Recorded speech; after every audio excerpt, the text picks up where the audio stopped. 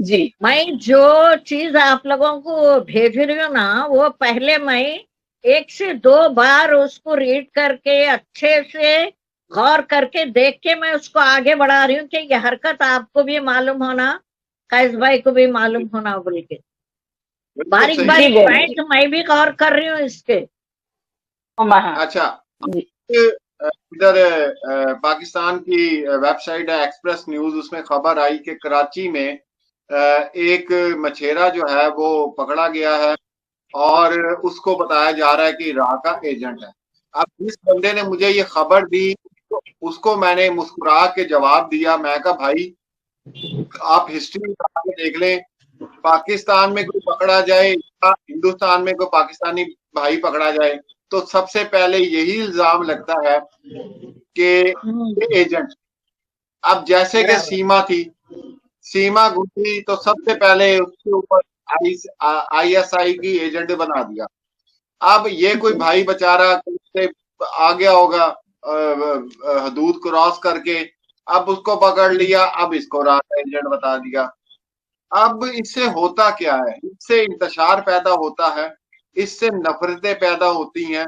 ये सोचा बिल्कुल। जाता है कि किसी भी मुल्क के, अगर वो पाकिस्तान का रहा है इंडिया के लिए तो उसके लिए नफरत पैदा होती है, और अगर इंडिया का रहा है पाकिस्तान के लिए तो फिर उनके लिए, पाकिस्तानियों के लिए नफरत पैदा होती है।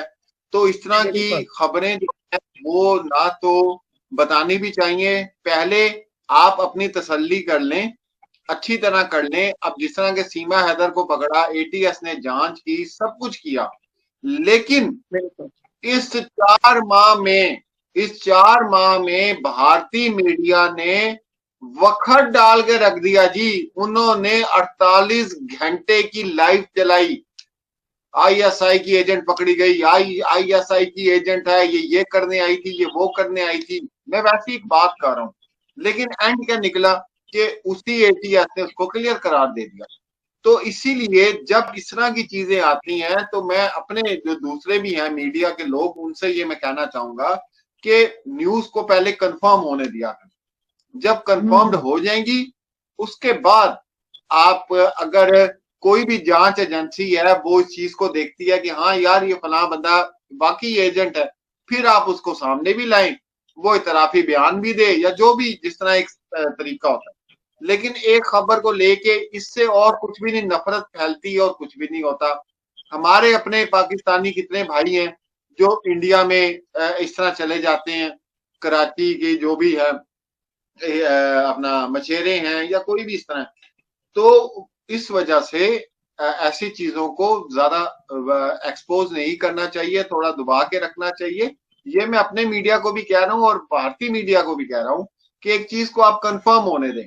अच्छा, उसमें यह हुआ कि जो जिनके अंदर नफरत भरी हुई थी मुसलमानों के लिए, जिनके अंदर नफरत भरी हुई थी पाकिस्तान के लिए, उन्होंने कहा ये तो भाई बनी बनाई जो है डिश हमारे पास आ गई है, तो आप तो छितरोल करो जब तक एटीएस की रिपोर्ट नहीं आती। और उन्होंने पूरा हक अदा किया, उन्होंने बराबर। पूरा हक अदा किया। उन्होंने 4 महीने वो हालत, ये इधर से आतंकवादी आते हैं, इधर से एपी सिंह साहब को देख लें आप, बाकी सारा कुछ छोड़ें, और मीडिया के सही है। जितने लोग थे उन्होंने कितनी बातें की। फिर एंड क्या हुआ कि भाई वो एजेंट नहीं है, लेकिन अपना मसाला पूरा हो गया। तो इसी तरह जब कोई ऐसी बात होती है तो उसको वेट करें। वेट करने के बाद जब अपनी चीजें सामने लेकर आए, उसके बाद आप इस मुद्दे पे बात किया करें। ये मैंने उसको मैसेज बराबर। किया। तो अपना मैं शाहिदा बहन को कहना चाहूंगा, शाहिदा बहन, जी। आप इसको के या इसलिए परेशान हो कि कैस भाई पहली दफा इसने हरकत की है। एपी सिंह ने एपी सिंह ने हर कार्ड जो है इससे खिलवाया है कि किसी ना किसी तरीके से पाकिस्तान में बैठे हुए जो भाई लोग हैं हमारे, उनको गुस्सा चढ़ जाए, या हिंदुस्तान में बैठे हुए जो लोग हैं आपस में उनकी लड़ाइयां हो जाएं, मुसलमान हिंदू फसाद हो जाए पाकिस्तान, हाँ। इसने कोई चांस ही नहीं छोड़ा। अब आप खुद बिल्कुल। बताएं, नाउज बिल्कुल। बिल्ला, नाउज बिल्ला बहन, कि जो औरत खाना काबा तक पहुंच सकती है, उस हाँ। औरत की ज़िंदगी क्या होगी? आप खुद बताएं। तो बराबर। वो ये जान, और वो अपने मुंह से कहती है मुझे पाकिस्तानियों को मेरे से थोड़ी कुछ लेना है, उन्हें तकलीफ इस बात की है कि भाई तू मुसलमान से हिंदू हो गई। अरे भाई ये किस बात की तकलीफ है? वो क्या फसाद, किसी ना किसी तरीके से फसाद खड़ा हो। तो आप भी अगर इस तरह की चीजें देख जी, वो जान के दिखाती है कि लोग जी। ये लोग सरिता बहन क्या कह रहे हैं? बोलने लगा रहे हैं तो भी इन्हें तो सोचना ना, मगर वो लोग 2 बोले तो इन्हें 4 बोल के सुना दे रही है। और वो है मसला, ये खाली जो है एक तमाशा है और कुछ भी नहीं है ये। मैं तो वही समझती हूँ कि ये एक तो एपी सिंह और सचिन मिलके जो है हमारे सनातन धर्म का जो है मजाक उड़ा दिए। और करो, या अब तक का हिंदुस्तान में ऐसे हरकत हुए ही नहीं थे। बिल्कुल सही है गलत है सरिता, बोलिए आप। जो आपकी बार सीमा को लेके जो हुआ है ये बहुत अलग, उसमें अलग वे चले आ रहा है ये मसला। इसके ऊपर ये सुनने के बाद कंसंट्रेशन बिगड़ा, एकदम कुछ भी मुंह से निकल जाना, गाली दे देना, बुरे अल्फाज निकलना, मगर फिर भी कंट्रोल कर ले के खामोशी अख्तियार कर रहे हैं। और क्या करना है बोलो? नहीं, खामोशी नहीं बोलूंगी मैम, इसको मैं ये बोलूंगी कि एपी सिंह जी ने इस बार पता क्या है, इस बार उन्होंने ऐसी चाल चली कि वो हमें भी तकलीफ दे रहे हैं और पाकिस्तान को भी तकलीफ दे रहे हैं, दोनों मुल्कों को तकलीफ दे रहे हैं सीमा के जरिए। अब वो क्या करते हैं, वो उसको मतलब उसको सिखा देते हैं कि ये बोलना है, लेकिन उसको बाद में ये भी बोल देते हैं कि कवर कर लेना इसको कि मैंने पाकिस्तान के लिए बोला है, जबकि वो गाली हिंदुस्तान को भी देती है, जबकि हिंदुस्तान को भी बुरी तरह कोसती है। तो यहाँ पे मैं उनको एपी सिंह जी को तो बिल्कुल भी, मैं एपी सिंह जी को तो मैं इस केस में देखती भी नहीं हूँ मैम। मैं आज ही नहीं बोल रही हूँ, मैं पहले से बोल रही हूँ, मैं एपी सिंह जी को मैं इस केस में देखती ही नहीं हूँ। चल रही एक पत्ते से शो नहीं कर रहे खेल का, 2 कार्ड से शो कर रहे हैं। उनको जो कार्ड खेलना है वो कार्ड खेलते रहे, उनके कार्ड कहीं नहीं चलने वाले।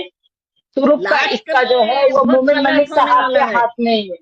बिल्कुल, जो मैं कह रही हूँ, तुरुप का इक्का जो है वो मोमिन मलिक साहब के हाथ में ही है, क्योंकि हैदर भाई के आने की देर है। हैदर भाई यहाँ आएंगे तो इन सबकी मतलब आप ये लगा लीजिए कि किसी को हार्ट अटैक होने वाला है, किसी को इमरजेंसी में एडमिट करने की जरूरत पड़ेगी, कोई आईसीयू में रहेगा, कोई मुझे लगता है देखते ही अपने आप को ही मतलब खत्म कर देंगे ये लोग। ये इस तरह से भयभीत हो गए हैं जब से इन्होंने, और कल मोमिन मलिक साहब ने जो बोल दिया है दोबारा, मोमिन मलिक साहब का कल का जो बयान सुन के इन लोगों को और ज्यादा आफत आ गई होगी, और ये लोग सोच रहे होंगे कि अब तो भैया नजदीक ही आ गया है, अब तो बोल ही दिया है इस तरह से। और जिस तरह से मोमिन सर लाइव नहीं आ रहे थे तो इन लोगों के जो है बड़े वो हो रहे थे कि भाई नहीं आ रहे हैं लाइव तो शायद नहीं हो रहा होगा काम। तो मोमिन मलिक साहब ने बोला है कि भैया मैं खामोश बैठा हूँ, मेरी कलम खामोश नहीं बैठी है, मेरी कलम काम कर रही है, कानूनन काम हो रहा है। तो हम कैसे सोच लें कि भाई वो खामोश बैठे हैं, वो कर रहे हैं काम, हमें उन पे विश्वास है, अपने संविधान पे विश्वास है, अपने कानून पे विश्वास है। हमारा कानून कभी भी किसी के साथ में कोई ऐसा काम नहीं करेगा। और एक पिता जो 17 महीनों से अपने बच्चों के लिए हमारे हिंदुस्तान के लोगों से, हमारे योगी जी मोदी जी से, जो बेचारे रो रो के अपने बच्चों को मांग रहे हैं, और इस औरत के पास वो फंसे हुए हैं, इस औरत के पास वो बच्चे फंसे हुए हैं। एक माँ के साथ में बच्चा किस तरह होता है मैम, आप ही देखिए, अगर 2 साल होने को आए हैं, अगर इन बच्चों की डाइट अच्छी होती, इन बच्चों का जो खाने पीने की जो वो होती, तो अभी ये बच्चा वो सचिन से लंबा हो चुका होता। हाँ, ये बात तो जो बेटा है फरहान है, उसकी डाइट अच्छी होती, उनको अच्छा पौष्टिक आहार मिलता, टाइम टू टाइम खाना मिलता, तो अभी तक तो वो सचिन से बड़ा हो चुका होता। सचिन को ये कहती है 2 कौड़ी की औरत, 2 टके की औरत, तुम्हें 1-1 किलो दूध पिला रही हो, अरे बेशरम बेगैरत औरत, तेरे 3-4 बच्चे भी हैं, उन बच्चों को देख ले। जब भी तेरे घर में कुछ आता है तुम दोनों के दोनों ठूसते रहते हो। कैसी माँ है, जहर खा ले जहर, उन बच्चों को छोड़ के खाती है तू। तो कहती है कि बच्चे मेरी जान है। क्या जान है तेरी कि बच्चे सिर्फ मेरे हैं? कहाँ से लेके आई? हैदर भाई बेचारे ने कमा के दिया तेरे को 90-90 हजार रुपए, हमेशा कमा के दिए कि मेरे बच्चों के लिए कमी नहीं होनी चाहिए। उस हैदर भाई को तो गिन ही नहीं रही है? गूगल से तुमने डाउनलोड किए हैं। हर बात में बोलती है कि नहीं वो बच्चे मेरे हैं मेरे हैं मेरे हैं। तेरे कहाँ से आए? कहाँ से लेके आई? पाकिस्तान से 4 बच्चे लेके गई ना, खाली हाथ तो नहीं गई। कहीं रास्ते में किसी के बच्चे तुमने ले लिए? पाकिस्तान से 4 बच्चे लेके गई ना। ऊपर से ये जो 2 पैसे की औकात नहीं है, जिसकी शक्ल का ना सूरत का। मैं प्लीज यहाँ पे कोई बुरा मत मानिएगा, मैं बॉडी शेमिंग नहीं कर रही हूँ। अकल ना शक्ल जिसकी, वो 4 बच्चे, जिसकी खुद की उम्र अभी खेलने कूदने की है, वो कहता है कि मैंने 4 बच्चे गोद ले लिए। अबे औकात है तेरे 4 बच्चे गोद लेने की? है?